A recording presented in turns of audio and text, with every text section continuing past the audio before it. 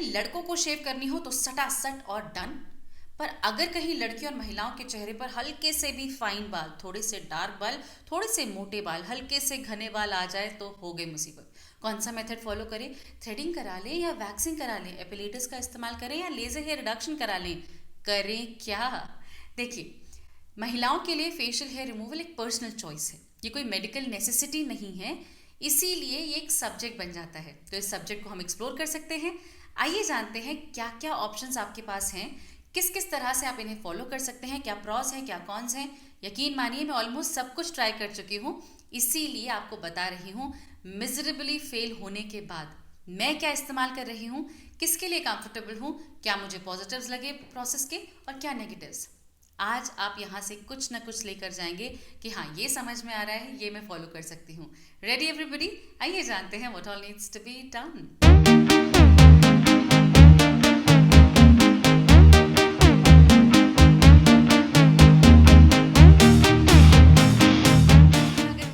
पूरे परिवार का उनके अपने चैनल प्रीति प्रेरणा पर, जहां पर आज हम बात कर रहे हैं फेशियल हेयर के बारे में। अगर आप या आपके परिवार में या आपके फ्रेंड सर्कल में कोई भी ऐसा शख्स है, कोई लेडी है, कोई बेबी गर्ल है who is not comfortable about the facial hair और वो उसको रिमूव करने के लिए कॉन्टेम्पलेट कर रही है, I would insist and request कि आप इस वीडियो को उनके साथ शेयर करें ताकि वो इसको अच्छे से समझ सके और अपने लिए बेस्ट ऑफ द डिसीजंस ले सके। सबसे पहली चीज जो मैं आप सभी के साथ शेयर कर रही हूँ वो एक ऐसी रेमेडियल एक्शन है, एक्चुअली एक नहीं 3 रेमेडियल एक्शन है जो कि उन लोगों के लिए सूटेबल है जिन्होंने आज तक कभी भी अपने चेहरे पर फेशियल हेयर के लिए कुछ नहीं किया है। यकीन मानिए, first and foremost many many congratulations, क्योंकि बहुत कम लोग ऐसे हैं जो एक्सपेरिमेंट नहीं करते हैं कि हल्के से बाल दिखे चलो हटाने की कोशिश करें। कोई ना कोई गलत तरीका, कोई ना कोई गलत मेथड फॉलो कर लेते हैं एंड देन दे कॉन्टेम्पलेट कि अरे अब क्या करें।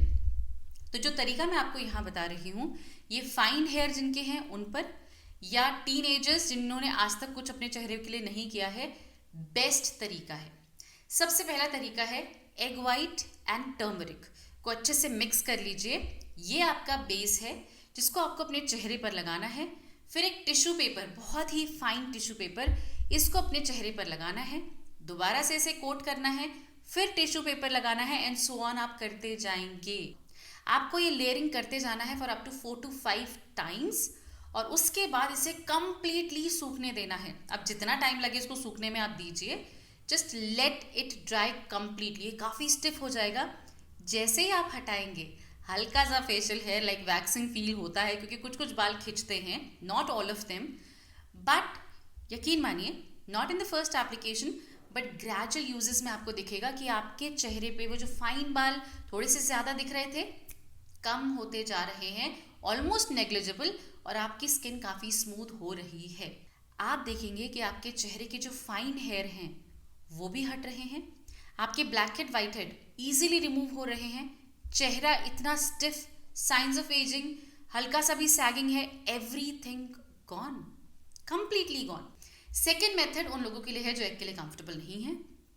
आपको चाहिए गेहूं का आटा जो कि काफ़ी चिपचिपा होता है, हमें एग्जैक्टली चिपचिपी चीज़ ही यहाँ चाहिए, और इसमें आपको लेना है टर्मरिक। देखिए इन मेथड्स में टर्मरिक का काम सिर्फ एक ही है कि जब भी हम हेयर पुल करते हैं या हटाते हैं या कुछ भी अपनी स्किन को बोल रहे हैं कि भाई कम हेयर प्रोडक्शन करो, तो टर्मरिक एक एंटीसेप्टिक का काम करता है, आपके फॉलिकल्स को सूद करता है कि भाई हाँ ये प्रोसेस तो होगा बट डोंट इन्फ्लेमेट मत करो, is the entire thought around turmeric का यूसेज। तो आटा और हल्दी को अच्छे से मिक्स कर लीजिए, अपने चेहरे को हल्का सा डैम्प करके, हल्का सा भिगा के इस पाउडर को लीजिए और अपवर्ड मोशन, जैसे आपके बाल नीचे की तरफ उगते हैं तो आपको अपवर्ड स्ट्रोक में इसको हटाना है।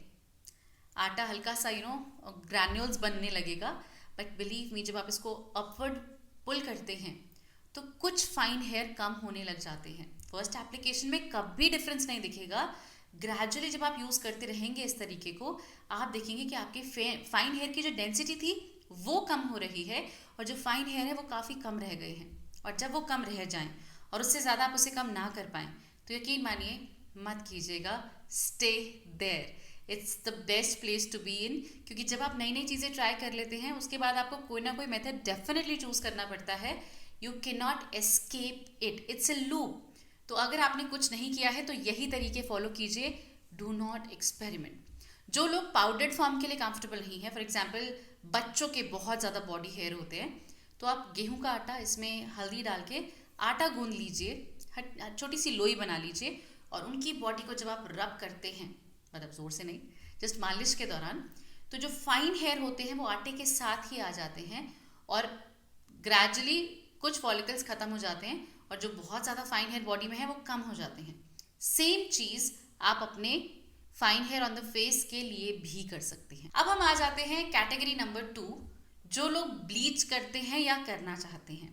लेट मी टेल यू, मैंने बहुत लंबे टाइम तक अपने चेहरे पर ब्लीच किया है, क्योंकि मेरे आंखों के आसपास ये एरिया, आई डोंट नो मैं शूट कर पाऊंगी, आपको दिखा पाऊंगी, अगर कर पाऊंगी तो डेफिनेटली दिखाऊंगी। यहाँ पर इस एरिया में बहुत ज़्यादा डार्क हेयर हैं। तो ये जो डार्क हेयर हैं, यहाँ पर मैं शेव नहीं करना चाहती, मैं वैक्स नहीं करना चाहती, मैं कुछ नहीं करना चाहती, तो मैंने बहुत टाइम तक यहाँ ब्लीच किया है। बट आफ्टर सम टाइम जब मैंने ब्लीच के बारे में बहुत डिटेल में पढ़ा कि इसके इतने सारे साइड इफ़ेक्ट्स होते हैं, आपकी स्किन ड्राई हो सकती है, इचिंग आपको हो सकती है, इरिटेटेड स्किन हो सकती है, स्किन सेंसिटिविटी बढ़ सकती है, धूप में जाने में स्किन ज़्यादा परेशान करती है, एंड व्हाट नॉट, ब्लिस्टर्स हो जाते हैं बहुत लोगों को, पता नहीं क्या क्या चेहरे पर होता है। And I was lucky enough कि मैं इन सारे साइड इफ़ेक्ट्स को एस्केप किया for so many years, but now I don't use it at all. हल्के हल्के से यहाँ डार्कर हेयर है and I am comfortable about it, मुझे कोई फ़र्क नहीं पड़ता है। बट अगर आपको फ़र्क पड़ता है तो आप ब्लीच यूज़ कर सकते हैं, मैं दोनों चीज़ें बोल रही हूँ। इतना सब कुछ पढ़ने के बाद मैंने तो गिव अप कर दिया है ब्लीच पर।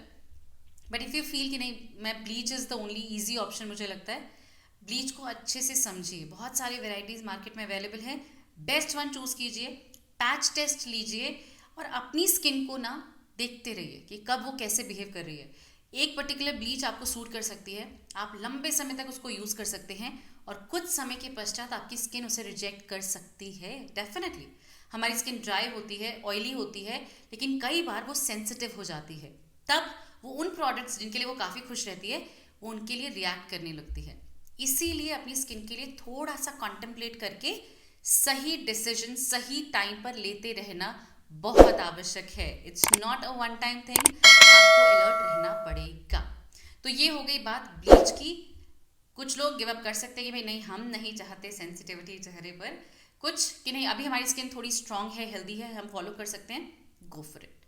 अब चलते हैं उन लोगों के पास जिन्होंने कुछ ना कुछ अपने चेहरे के लिए किया हुआ है, फाइन हेयर हटाने की कोशिश की है, समथिंग और द अदर एक्सपेरिमेंट किया है। अगर आप थ्रेडिंग कॉन्टेम्पलेट कर रहे हैं, यकीन मानिए उससे ज़्यादा worst decision for your face I don't think कोई है। It's so painful, it's so painful. जो लोग ऐसे स्ट्रेच कर करके थ्रेडिंग करा लेते हैं ना, यकीन मानिए इन the long run you will not be happy. तो प्लीज़ थ्रेडिंग फेशियल हेयर के लिए मैं कभी रेकमेंड नहीं करूँगी। आप थ्रेडिंग एंड अपर लिप्स कराते हैं, that's fine, but this area which is very sensitive, जहाँ पर लोगों को पिंपल्स भी हो जाते हैं, समथिंग और the other, please do not fall for threading. ये आपकी जो फॉलिकल्स हैं उनको जड़ से तो हटाता है, पर ओपन पोर्स की परेशानी आपको दे देता है। ये मैं अपने एक्सपीरियंस से आपको बता रही हूँ, मैंने थ्रेडिंग की हुई है and the kind of pain, oh my god, it is another level pain. Number 2, waxing. Now waxing is again very painful, पर एक झटके में वो क्लियर हो जाता है, but in the long run आपकी स्किन सैग कर सकती है, लटक सकती है, which you obviously don't want. आपका स्किन का बैरियर कॉम्प्रोमाइज हो सकता है, again you don't want that. तो ये सारी की सारी चीज़ें, रेडनेस, रैशेस, इरिटेशन, ये तो आप भूल ही जाइए, ये तो साथ में आता ही आता है। इसीलिए थ्रेडिंग एंड वैक्सिंग को मैं बिल्कुल नो बोलती हूँ फेशियल हेयर के लिए, बिल्कुल भी सोचिए भी मत। To every single person out there जो सारे मेथड्स ट्राई कर रहे हैं, you have time, give it a try. आप सभी लैंड करेंगे in one of the best ways, easy way, जो आपका टाइम बचाएगा, जो आपको कन्वीनियंस देगा, जो आपके दिमाग में नेगेटिव थॉट्स भी सबसे ज़्यादा देता है, shaving. I shave my face. यकीन मानिए अगर आपने शेव नहीं किया है और आपको किसी ने बोला अरे मोटे बाल आते हैं, आदमियों जैसा हो जाता है, ग्रीन स्किन लगती है, do you see anything of that sort here? बिल्कुल नहीं। हाँ, कुछ लोग इंटरजेक्ट कर सकते हैं, भाई कैमरे में नहीं पता चलता है, सामने पता चलता है, तो आप करके देख लीजिए। I am telling you, small patch पे करके देख लीजिए। जिस दिन आप फर्स्ट टाइम सही तरीके से शेव करोगे, I promise you there is no looking back. मैंने शेव किया एक बहुत small part of my face directly with the eyebrow razor, हल्का सा एम्प्टी, एंड वहाँ पे हल्का सा ना नेक्स्ट ग्रोथ जो आई, वो मुझे हाथ पे टच फील हो रहा था, एंड आई वाज लाइक हो गए मोटे बाल। अब तो सब गड़बड़ कर दिया मैंने, मेरे चेहरे पे दाढ़ी आ जाएगी, बड़े बाल आएंगे, मोटे बाल आएंगे, आदमियों जैसी स्किन हो जाएगी। But then I realised the right way to use it. उसके बाद मेरे बालों में जो स्किन पे जो बाल आए, they were very fine later on. Initially मुझे फील हुआ कि अरे बड़े बाल आ रहे हैं, बट ऐसा कुछ नहीं था।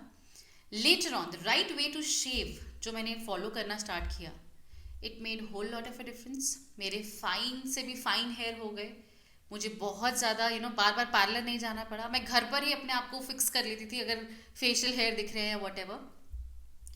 So the first thing about face shaving is using any good oil. जो भी फेस ऑयल आप कंफर्टेबल हो, या फिर कोई अच्छा मॉइस्चराइजर जो आपकी स्किन को बिल्कुल सॉफ्ट एंड सपल कर देता है, वो भी आप यूज़ कर सकते हो। Otherwise aloe vera gel, that can be used as well. अच्छे से कोट लगा लीजिए अपने चेहरे पर। Face oil is something that I prefer. मैं पूरी तरह से फेस ऑयल लगा लेती हूँ, और उसके बाद eyebrow razor I use one for one shave and then I throw it away. तो इसीलिए मैं सस्ते वाले लेती हूँ, आप जिसके लिए कंफर्टेबल हैं आप ले सकते हैं। एंड आई वेरी नीटली छोटा छोटा सेक्शन करके 45 डिग्रीज पे अपने रेजर को रख के I clean my face. Now disclaimer, I shave only this area of my face, that's it. मैं यहाँ थ्रेडिंग करा लेती हूँ, यहाँ थ्रेडिंग करा लेती हूँ, जो भी मैंने अभी बहुत सालों से नहीं कराई है। मैं घर पे हल्का हल्का प्लग कर लेती हूँ। And for the upper lips I use epilator. Now let me tell you, ये जो एपिलेटर मैं यूज़ कर रही हूँ, लिंक आपको नीचे मिल जाएगा या टैग मिल जाएगा। This is the best. I don't know why it is called epilator, because ये बहुत क्लीन आपको शेव देता है यहाँ पर। इट्स वेरी, मतलब मैं बहुत कंफर्टेबल हूँ। इनफैक्ट आजकल मैंने शेव करने का सब्सटीट्यूट इसी एपिलेटर को अपने इस एरिया में भी यूज़ कर लेती हूँ, and it works fine, absolutely fine. Initially जब मैंने एपिलेटर स्टार्ट किया, ये वाला स्पेसिफिकली, तो मुझे हल्के हल्के टाइनी बम्प्स अपने चेहरे पर आए। I was like this method is not for me, this that.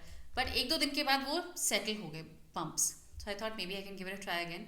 थोड़ी सी उम्मीद जागी, फिर से बम्प्स आए, and then after maybe third और फोर्थ टाइम इमरजेंसी में मैंने हमेशा यूज़ किया है, एंड इट वॉज परफेक्ट। और तब से maybe my skin was like it adjusted to it somehow, and it is perfectly fine now.